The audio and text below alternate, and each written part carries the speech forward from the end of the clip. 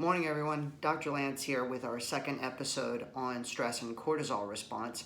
Today's little mini lecture is going to be about sleep and insomnia, and I think this is a really useful one. I'm going to talk about not only the science of it or the physiology, but also some ways that I approach it. This is something I think a lot of people suffer with. I've suffered with it in the past, and I think natural medicine has a lot to offer in terms of options. And it's something that I've dealt with a lot in my clinical practice, and I think we've had a lot of success with it. So let's go ahead and dive in. We're going to start with the clinical or scientific aspects. So let's go back to this diagram that I drew in the last series with the happy kidney and the adrenal glands.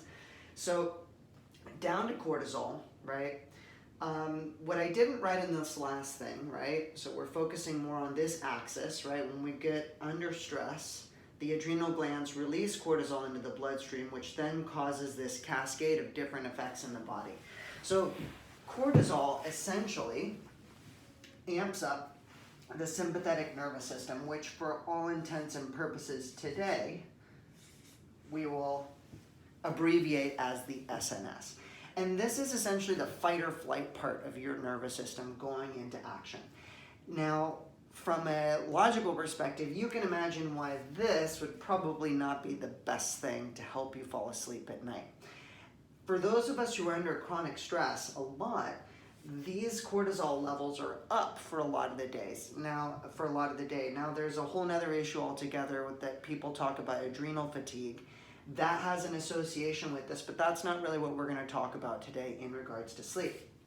So we've got the cortisol response, right? Stimulating the sympathetic nervous system.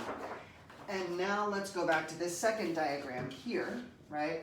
And partially we're interested in the heart rate, right? We're interested in the heart effects. We're interested in the endocrine effects, right? Which is the increased metabolism. And we're also interested in the nervous system effects, okay?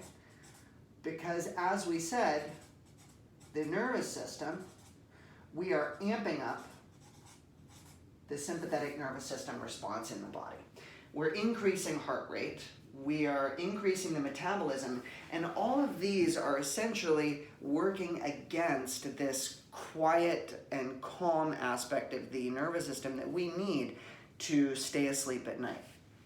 So there are two different, where's my paper? There are two different issues here involved. Well, I'll just write it on the same piece of paper. With sleep, I'm going to take this down and write this down. So sleep. There are two primary hormones, right, that we'll talk about in relation to sleep. Okay? We've got melatonin and cortisol. Right, so there's a little bit of kind of a misunderstanding here. A lot of people will take melatonin to help them stay asleep through the night, and I'm going to talk about why this is not always the best option for us based on how this physiology works. So ideally, when we sleep, right, I'm going to put a little graph over here on the side, right? So this is the beginning of the sleep phase right here.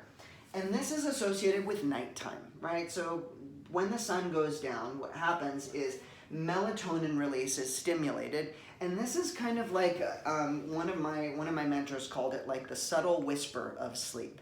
So it's that little subtle signal that your body gives you that says, hey, it's time to go to sleep. And it's easy to ignore, especially when we're under stress. And this is important because melatonin, while it helps us get to sleep, is not so associated with us staying asleep through the night. So what should happen is, we'll abbreviate this as M, right? The melatonin levels should be up, right, during the sleep phase, and they'll go down during the waking phase at the daytime when the sun comes up, right? There's the sun. Woo, that's a bad drawing of the sun, sorry. And so the sunlight stimulates melatonin levels to go down. This is also why we try to tell people not to use their screens or computers before bedtime, because that is going to inhibit the release of melatonin before bed, which is going to make it harder for you to fall asleep. Cortisol is a different story, right? So what happens with cortisol is at nighttime, what should be happening is our cortisol levels should actually be dropping, right? So that's kind of the body amping down for the evening. We are going to sleep at night, and that stress response, which the cortisol levels are going to be up higher during the day. That's just the natural reality. So we're looking really at a continuum here, because on some level, in order to engage with our external environment, we do need to have our cortisol levels a little bit higher for the energy. I'm being really broad here, so we won't go into the specific science, but the idea is that we need cortisol on some level during our waking phase. But when we go to sleep, that needs to go down.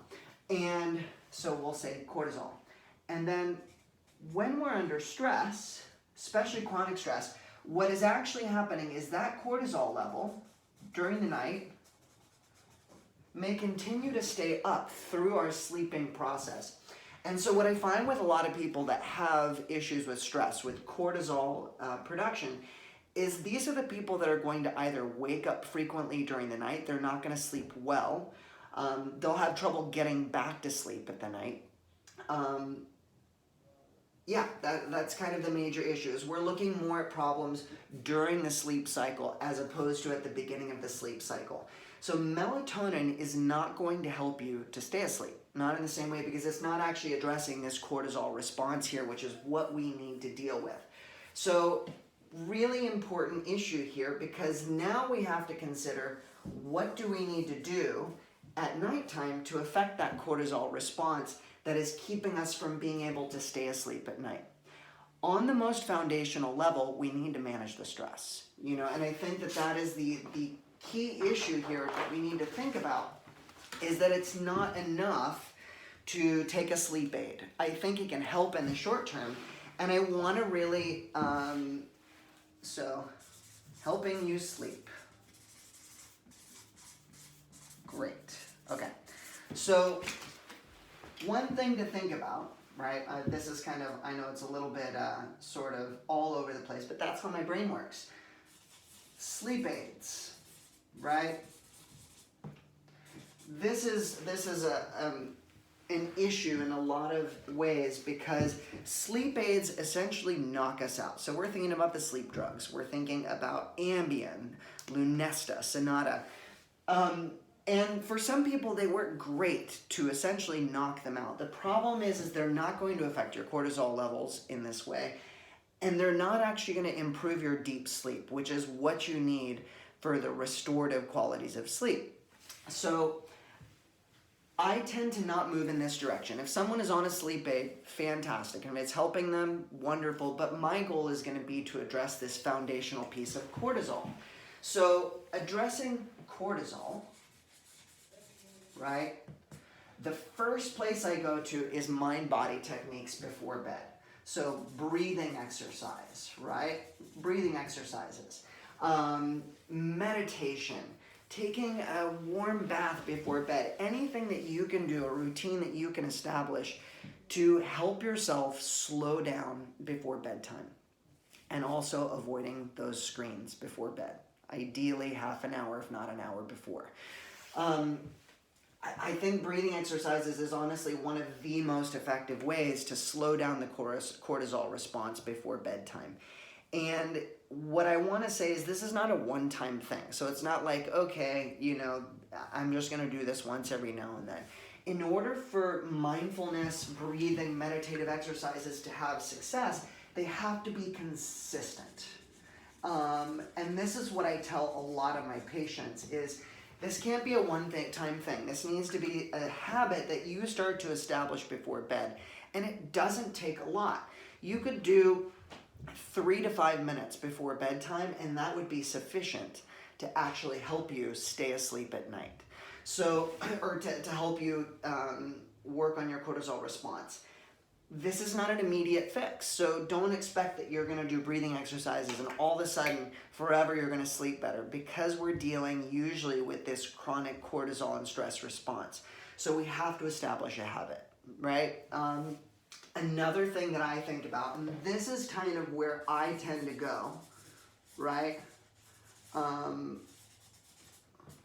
When I'm thinking about sleep aids for people before bed is I actually think about herbs.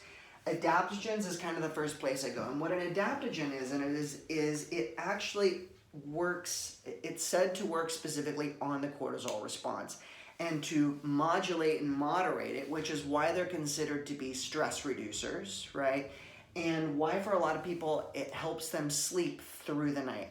There are so many different types of adaptogens. There are a lot of different formulas I've used, herbal formulas. Some are more successful than others, and it is very individual because there are so many different herbs that we need to take into account.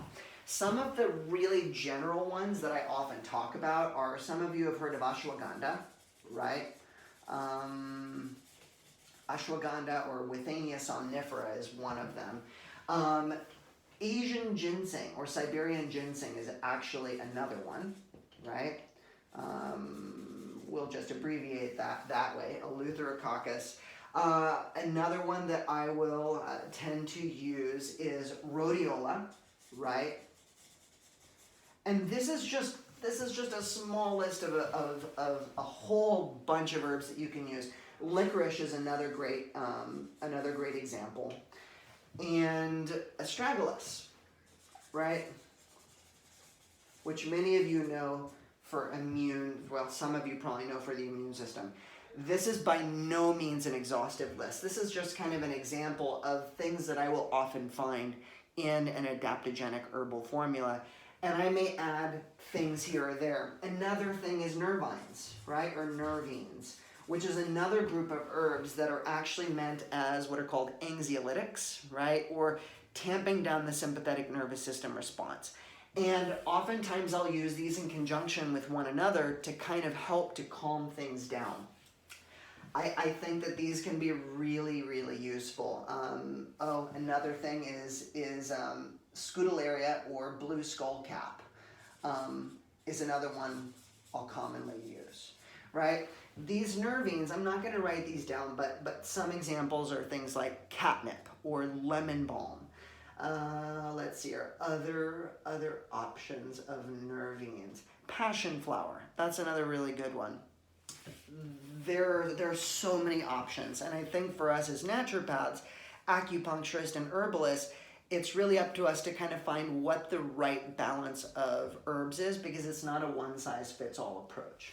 So that's kind of the basics. Hopefully that gives you a helpful idea of how we tend to address having trouble staying asleep versus having trouble falling asleep. There are a lot of other factors involved, but this is kind of one of the most common places that I'll go when I start helping people, because it's a low-hanging fruit, and we want to work on the easiest and most obvious things before we start working on the subtle. So hopefully this is helpful. I know this is a longer video, and some of them will be, but hopefully this gives you some information and food for thought. I also use a lot of Chinese herbal formulas, so there's a lot we can do. All right, thanks.